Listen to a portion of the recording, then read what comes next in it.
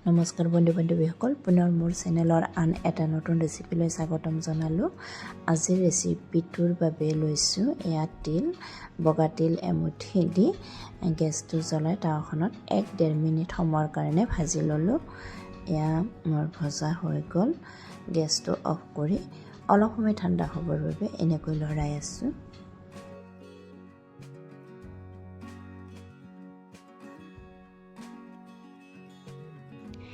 এতিয়া মিক্সাৰ জাৰত তিলখিনি মই দি দিলোঁ।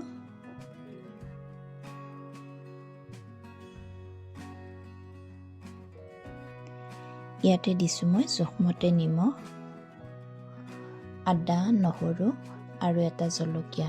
নহৰু 3 ফুটামান দিলোঁ। সৰু সৰুকৈ কুটি আদা লৈছোঁ 3 আৰু জলকীয়া এটাই লৈছোঁ আৰু লৈছোঁ এয়া নাৰিকলখিনি ভালদৰে বাকলিখিনি ৰুকি লৈছোঁ। এতিয়া ইয়াতে মই পানী অলপ এড কৰি দিলোঁ। দি ঢাকনিখন মাৰি মিক্সাৰ জাৰত মিহি কৰি ল'লোঁ। এয়া মোৰ হৈ গ'ল। এই চাটনিখন খাবলৈ বহুতেই বেছি টেষ্টি হৈছে। আপোনালোকে এনেকৈ বনাই চাব। ভিডিঅ'টি ভাল পালে লাইক কমেণ্ট কৰিব, লগতে ছাবস্ক্ৰাইব কৰিব। এয়া মই মিক্সাৰ জাৰৰ পৰা উলিয়াই ল'লোঁ। ভিডিঅ'টি ইমানেই। ধন্যবাদ।